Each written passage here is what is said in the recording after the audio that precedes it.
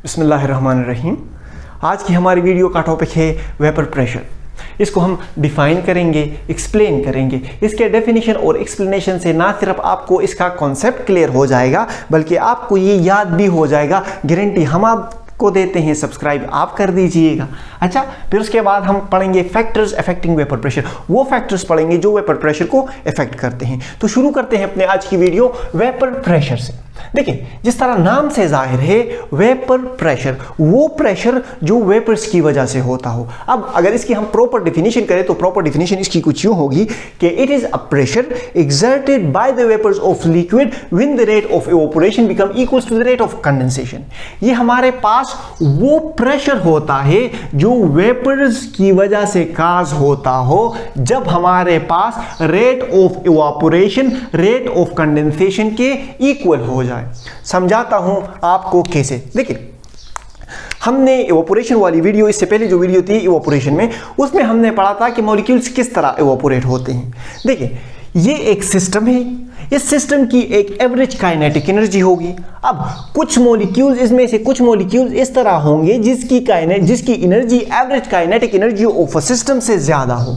तो वो मॉलिक्यूल जिनकी kinetic energy average kinetic energy से ज्यादा होगी वो सरफेस पे आ जाएंगे, और काइनेटिक एनर्जी ज्यादा होने की वजह से ये इंटरमॉलिक्यूलर फोर्सेस को ब्रेक करके इवेपोरेट हो जाएंगे।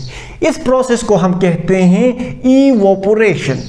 अच्छा, अब कुछ मॉलिक्यूल्स एनर्जी लॉस कर लेंगे और वापस इस लिक्विड में, वेपर से इस लिक्विड में कन्वर्ट हो जाएंगे। इस प्रोसेस को हम कहते हैं condensation. Basically evaporation is the reverse of condensation. Evaporation में हमारे पास लिक्विड से वेपर्स बनते हैं, जबकि कंडेंसेशन में हमारे पास वेपर से लिक्विड बनता है। अब अगर हमारे वेपर प्रेशर का फिनोमेना समझने के लिए हमें सिस्टम क्लोज करना पड़ेगा। देखिए, अगर हमारे पास सिस्टम ओपन सिस्टम होगा तो हमारे पास मॉलिक्यूल्स इवेपोरेट करके एनवायरनमेंट में मिक्स हो जाएंगे और हम इस वेपर प्रेशर का फिनोमेना नहीं समझ पाएंगे। अगर हमें वेपर प्रेशर का फिनोमेना समझना है तो हमें सिस्टम को क्लोज करना होगा। सिस्टम हमारे पास क्लोज हो गया। शुरू में हमारे पास इस तरह होगा कि ये मॉलिक्यूल सरफेस से इवेपोरेट होंगे, लिक्विड से हमारे पास वेपर्स बनेंगे। अच्छा, हमारे पास लिक्विड से वेपर्स बनेंगे, मॉलिक्यूल्स हमारे पास यहाँ ऊपर सिस्टम में आएंगे, वेपर्स हमारे पास गैसियस स्टेट होगा। तो बेसिकली ये मॉलिक्यूल्स रैंडम मोशन करेंगे। अब ये मॉलिक्यूल्स मूवमेंट करके अपनी एनर्जी लॉस कर लेंगे।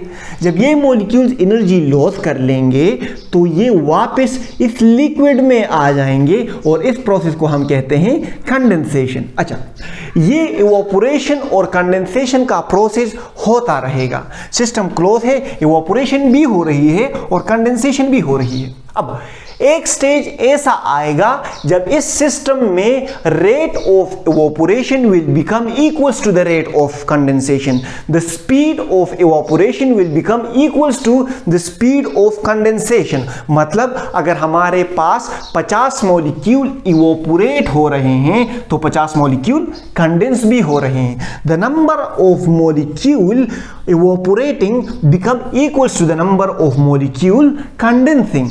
कंडेंसिंग और इवेपोरेटिंग मॉलिक्यूल का रेट क्या हो जाता है?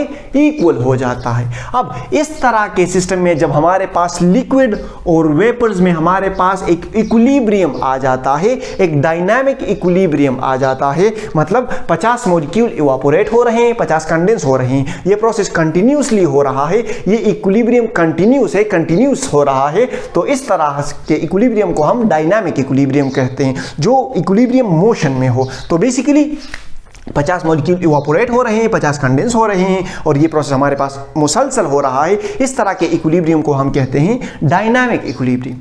तो बेसिकली इस तरह से हमारे पास rate of evaporation rate of condensation के बराबर हो जाती है। अब इस स्टेज पर जो वेपर्स इस लिक्विड के सरफेस पर प्रेशर अप्लाई कर रहे हैं उसको हम कहेंगे वेपर प्रेशर। डिफिनीशन को अब फिर गौर से देख लें, आपको अब डिफिनीशन याद हो जाएगी।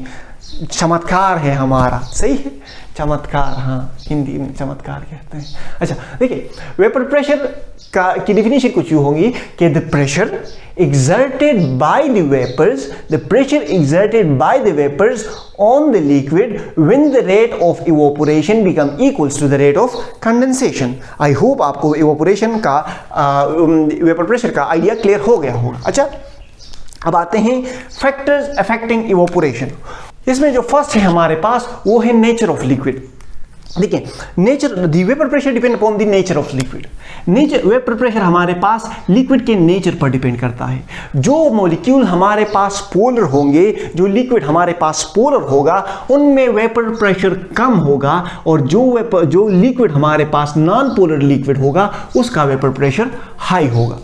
इसकी वजह यह है कि पोलर लिक्विड में, पोलर मॉलिक्यूल्स में स्ट्रॉन्ग इंटरमॉलिक्यूलर फोर्सेस होती हैं, जबकि नॉन पोलर लिक्विड में वीक इंटरमॉलिक्यूलर फोर्सेस होती हैं। देखें, अगर हमारे पास मॉलिक्यूल्स के दरमियान इंटरमॉलिक्यूलर फोर्सेस ज़्यादा हैं तो मॉलिक्यूल्स आसानी से इवोपोरेट नहीं कर पाएंगी, तो हमारे पास यहाँ पर वेपर्स कम बनेंगे, कम वेपर्स इवोपोरेट होंगे, कम वेपर कंडेंस होंगे, लिक्विड के सरफेस पर कम प्रेशर बनेगा। इस वजह से पोलर मॉलिक्यूल में स्ट्रॉन्ग इंटरमॉलिक्यूलर फोर्सेस होने की वजह से इसका वेपर प्रेशर लो होता है as compare to non polar liquid. For example the vapour pressure of water H2O हमारे पास पोलर मॉलिक्यूल है, और H2O जो हमारे पास वाटर है वो हमारे पास पोलर लिक्विड हो गया, तो H2O का जो वेपर प्रेशर है वो कम होगा as compare to alcohol at a same temperature. अच्छा,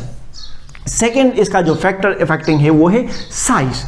जिस मॉलिक्यूल का साइज कम होगा वो आसानी से इवोपोरेट कर पाएगा, और जिस मॉलिक्यूल का साइज लार्ज होगा वो आसानी से इवोपोरेट नहीं कर पाएगा। अब जो मॉलिक्यूल्स आसानी से इवोपोरेट कर रहे हैं तो उनका वेपर प्रेशर, वो ज़्यादा वेपर्स बनाएंगे, उनका वेपर प्रेशर क्या होगा, हाई होगा।